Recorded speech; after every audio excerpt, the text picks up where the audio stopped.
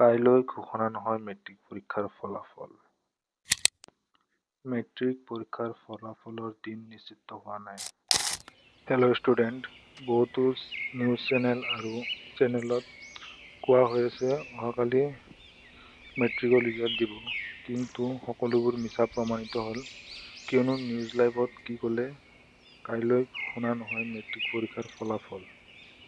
Matric পৰীক্ষাৰ ফলাফলৰ দিন নিশ্চিত হোৱা নাই। নিউজ লাইভৰ ৱেবছাইট আৰু একাদশ সংবাদ মাধ্যমত প্ৰকাশ পাইছিল ফলাফল ঘোষণাৰ বাতৰি।